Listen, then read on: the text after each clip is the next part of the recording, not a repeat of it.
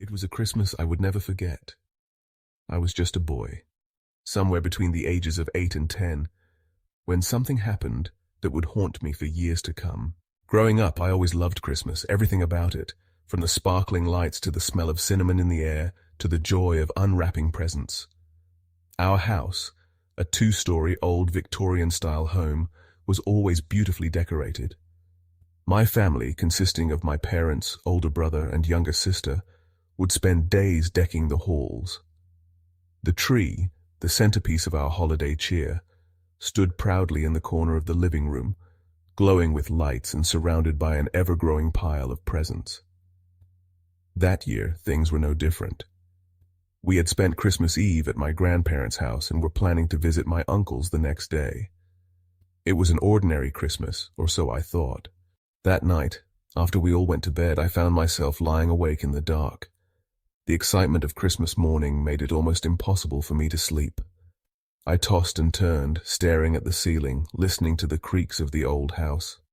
The silence was both comforting and eerie at the same time.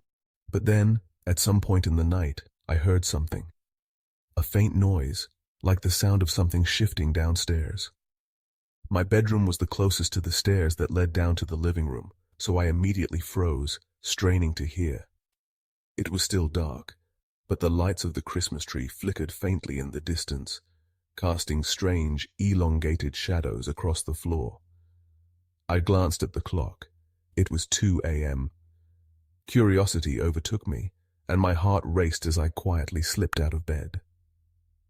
I crept across the cold, creaky wooden floor of the hallway, my small feet muffled by the thick carpet. I reached the top of the stairs, and with bated breath, peeked over the railing into the living room below. At first, everything seemed normal. The house was dark, except for the glow from the Christmas tree, and a few scattered decorations that had been left on. But then I saw him. A tall figure stepped out from behind the massive Christmas tree, emerging from the shadows. He wasn't my father. He wasn't my brother.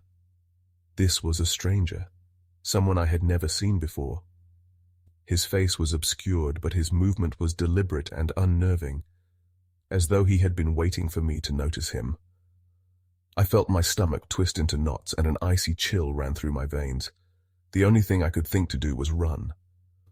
I bolted down the hallway toward my parents' room, my feet pounding against the floor. I shook my parents awake, breathless and terrified, telling them that there was a man downstairs. My dad, half asleep and annoyed, got up to investigate. He came back moments later, looking pale and shaken. "I saw him," he said, his voice tight with panic. "He's gone now. I saw him leave through the window." The police were called immediately. They arrived quickly, searching our property and the surrounding woods. But they didn't find any sign of the intruder. The only thing they found was a broken window in the living room, just like my father had said. But here's the strange part. None of us had heard the glass shatter. The window had been broken so quietly, it was as if the man had been trained in the art of stealth. The police weren't able to find him, and nothing was stolen from the house. It was as though he had come for something else, something I couldn't understand. Maybe he heard me scream, or perhaps he saw me looking at him. Either way, something had frightened him enough to leave before he could do anything else. I kept wondering if I had been the only thing standing between us and something far worse. But there was another detail that sent a shiver down my spine. After the police left, we noticed something strange. One of the ornaments on the tree had been moved. It wasn't much, just a small red glass bauble that my mother had placed in the front, but it was enough. It was as if someone had been there, standing beneath the tree, and had touched it. The rest of the night was a blur. My heart was still racing, and every creak of the house seemed to echo louder in my ears. The idea of the intruder still lurking around haunted me. I didn't fall asleep until the early hours of the morning, but when I did, I had the most unsettling dreams. In the dream, the man wasn't just standing by the tree. He was watching us sleep, his eyes glowing faintly in the darkness. When morning came, the tension in the house was thick. We all packed up to leave for my uncle's house, trying to move past what had happened. My brother Michael and my sister Emma were already in the car, and I tried to shake off the dread that had settled in my chest. But something about the morning felt off. The house had an unnatural stillness to it, as if the walls themselves were holding their breath. Before we left, my dad and I went outside to check the yard. It had snowed overnight, and the whole world was covered in a thick blanket of white. But when we looked around the house, we saw something that made my stomach drop. There were no footprints in the snow. Not a single sign that anyone had been near the house, not even the man who had broken in. I thought back to the night before. If the man had left through the window, surely his footprints would have been left in the fresh snow. But there was nothing. No sign of anyone coming or going. The snow had fallen perfectly, undisturbed, and the house sat there, eerily silent. As we pulled away from the house, I couldn't shake the feeling that something was still there, watching us. And to this day, I've never been able to explain what happened that Christmas night. I don't know who that man was or why he chose our house, but something tells me he was never really gone. I can still remember that night vividly, the haunting vision of the stranger standing behind the tree, his shadow stretching long across the room. Even now, when I close my eyes, I wonder, was he watching us from the darkness, or was he something worse, something that came for us that night and never truly left? This happened to me a couple of years ago, right before Christmas. It was the final weekend of holiday shopping, and I had a lot of last-minute gifts to buy. I was already feeling the stress of the season, and I figured I'd just get it all over with in one trip. I went alone to a massive shopping mall about 20 minutes from my house. When I got there, it was packed, like shoulder to shoulder packed. It was so chaotic that it felt like the mall was closing down for the holidays, and everyone was scrambling to get everything they needed. Every time I picked something out, I found myself waiting in line just to check out. It wasn't until hours later that I finally had everything I needed, gifts for my friends, my family, even my co-workers. By the time I was done, I was exhausted. I left the mall and headed home. The air was frigid and the sky was dark. I was looking forward to just being home. That was when my phone rang. I glanced at the screen, but the number was unfamiliar. I ignored it, but not long after, I saw that I had a voicemail. Curiosity got the best of me, and I played it. "Hey, I'm right behind you," a man's voice said. His tone was calm, too calm, almost like he was enjoying himself. "You should have answered the phone. You know I can see you, right?" I froze. My stomach dropped. The road I was on was busy, but I could still make out headlights in my rearview mirror. I wasn't sure if it was the same car, or if it was someone messing with me. I kept driving, trying to convince myself that it was just a prank. But then, I took a turn off the main highway. The moment I did, the car behind me turned too. My hands tightened on the steering wheel. I was barely 10 minutes away from home. My heart pounded as I realized I was being followed. I had heard stories about this, about people being stalked by strangers on the road. I quickly grabbed my phone and asked Siri for directions to the nearest police station. The route popped up immediately, just 5 minutes away, but by the time I made it to the street where the station was, I noticed something strange. The car behind me had stopped following me. I pulled into the parking lot anyway, just to be sure. I sat there, watching the street through my rearview mirror. After a few minutes of pure silence, I finally felt safe enough to leave. I couldn't shake the feeling that someone was still out there. I got back on the road and made my way home. As I pulled into my driveway, my phone rang again. My heart nearly stopped when I saw the same number on the screen. I hesitated, but then answered. "You should have gone home," the man's voice hissed. "I know where you live." My blood ran cold. Before I could react, I heard the unmistakable sound of an engine.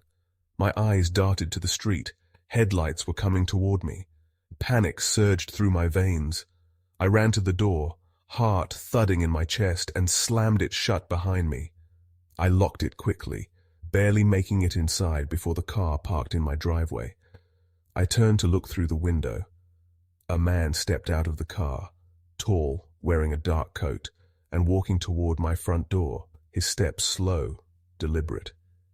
He knocked once, then again, harder this time, as if he knew I was inside. I backed away from the door, trying to stay out of sight. Suddenly I heard him trying the handle. My stomach lurched. He was trying to get in. Then silence. The man stood there, still, staring, waiting, as if he was daring me to open the door.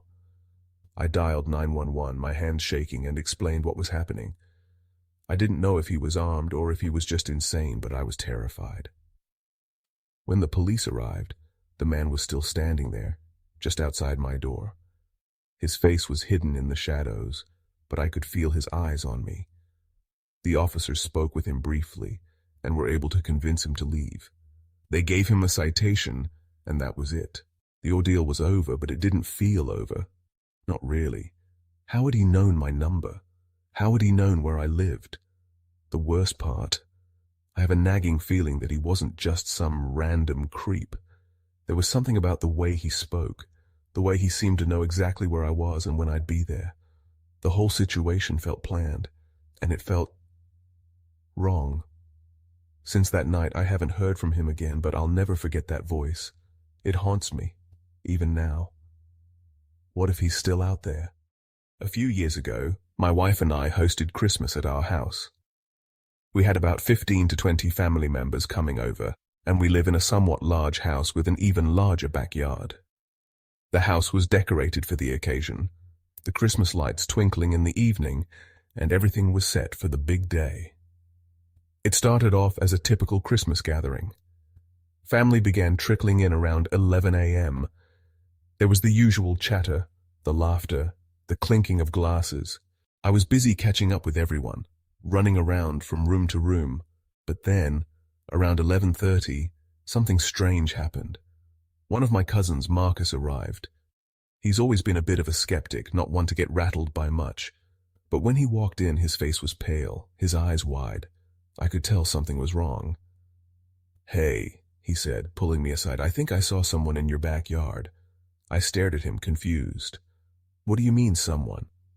"Well," he hesitated, "I pulled up to your house, and I saw a guy standing near the tree line by the woods out back.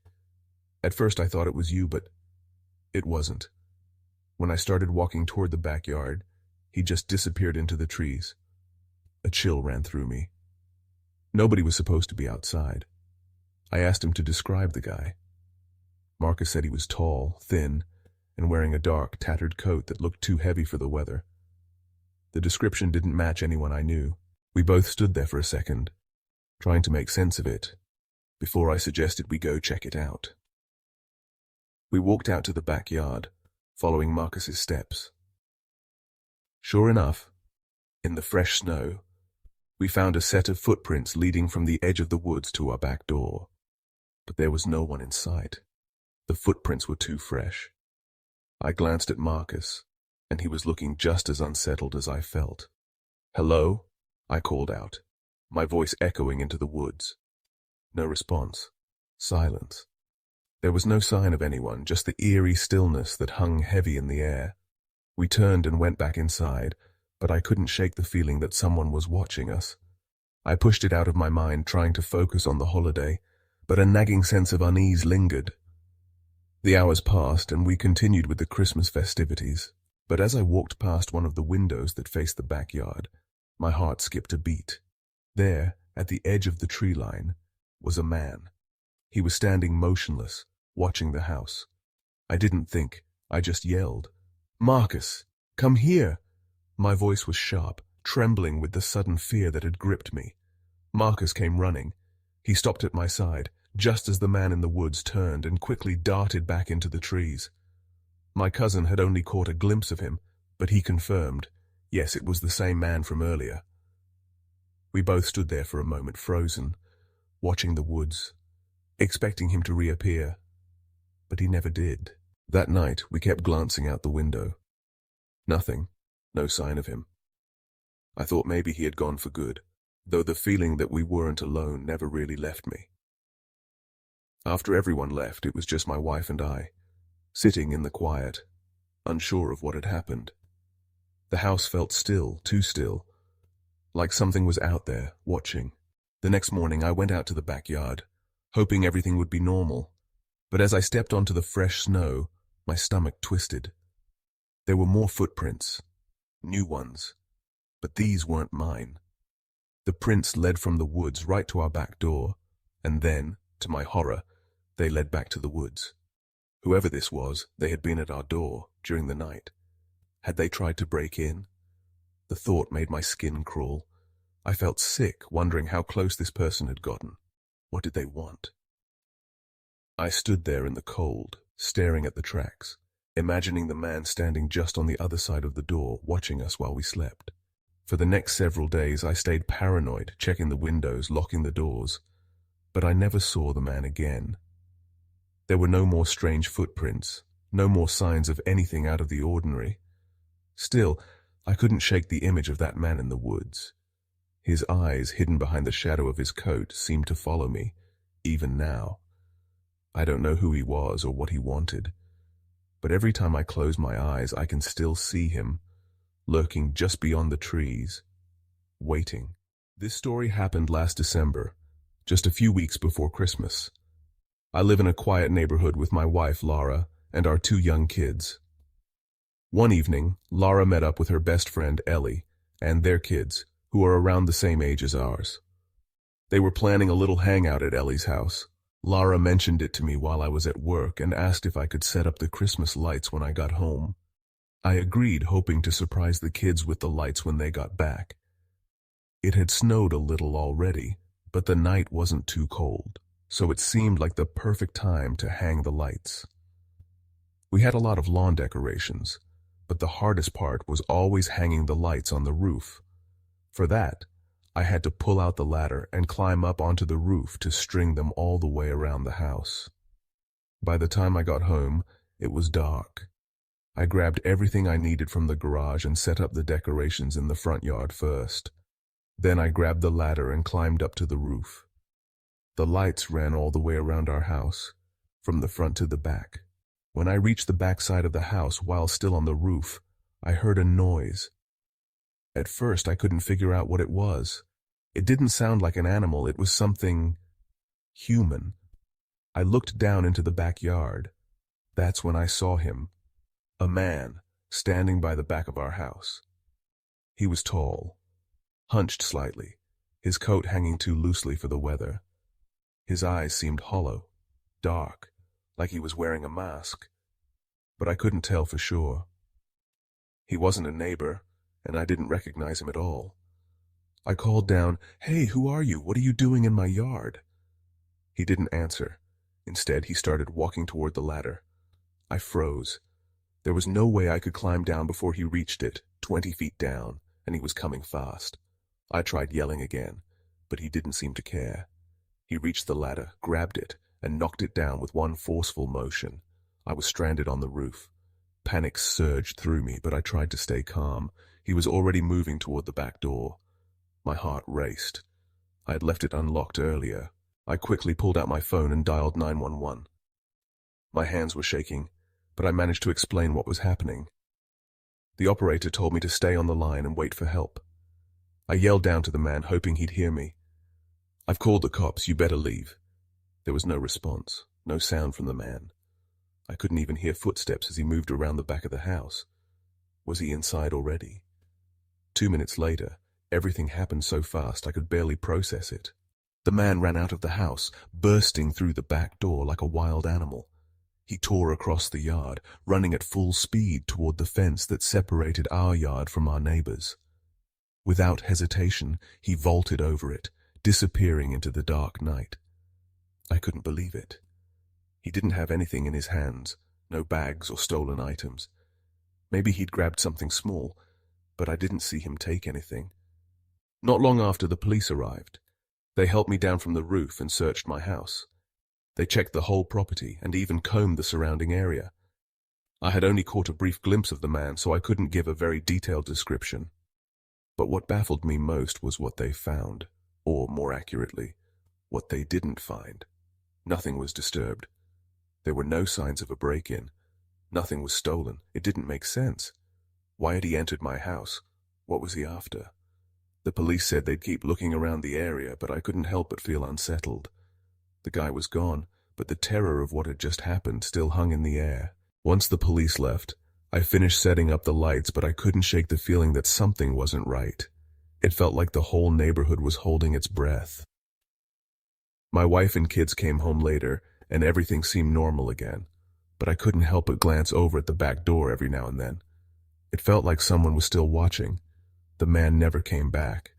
I don't know who he was or what he wanted, but I still feel uneasy when I look out toward the backyard at night. The next year, I put up the decorations again, but this time I was a little more careful. I didn't take any chances. That night still lingers in the back of my mind, like a shadow that never fully fades away. This happened on Christmas Eve last year. I was 22, fresh out of college, and still living with my parents. Every Christmas Eve, my family gathers at my Uncle Vince's house for a celebration. But last year I had to work.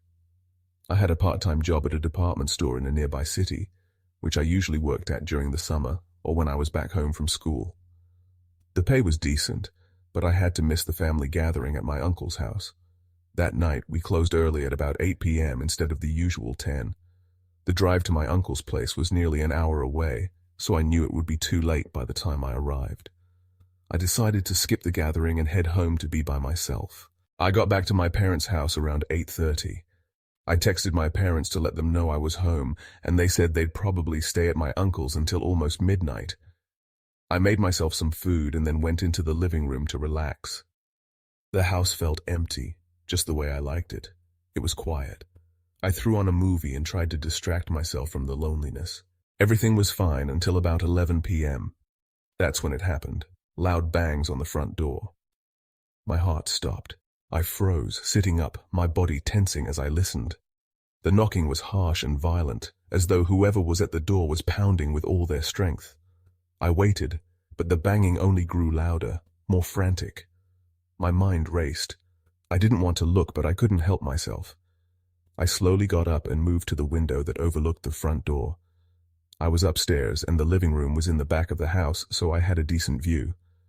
My hands were shaking as I carefully peeled back the window curtain. What I saw sent a chill down my spine. 3 large men, their faces hidden beneath dark hoods and oversized hats, were standing by the front door.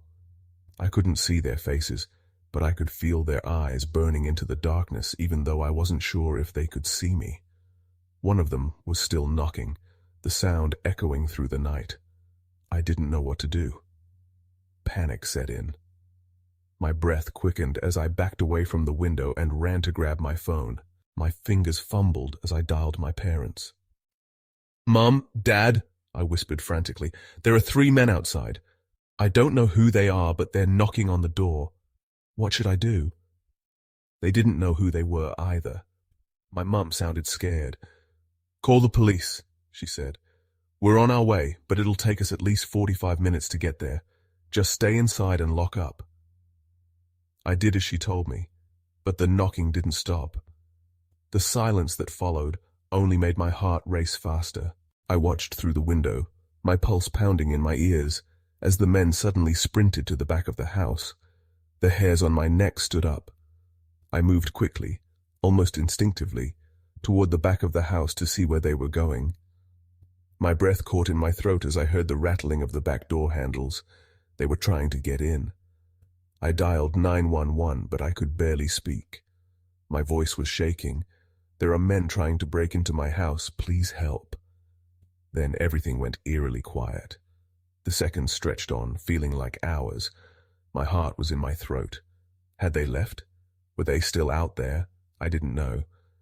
But the silence was broken by another round of heavy banging, this time from one of the windows at the back of the house. My mind spun. I didn't think the window would hold up much longer. I could hear the wood groaning under the pressure, ready to shatter. Just as I was about to lose it, I heard the sound of a car pulling into the driveway. The sirens. The police. Relief washed over me, but it was fleeting. The men stopped pounding, and when I peeked out the back window again, I saw them. 3 dark figures sprinting through the yard, headed toward the far end where a row of trees lined a small, quiet road. They were fast, too fast.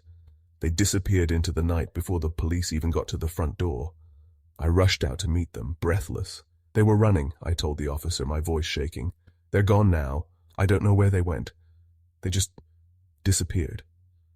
The police searched the property, but by the time they arrived, the men were long gone. I couldn't understand it.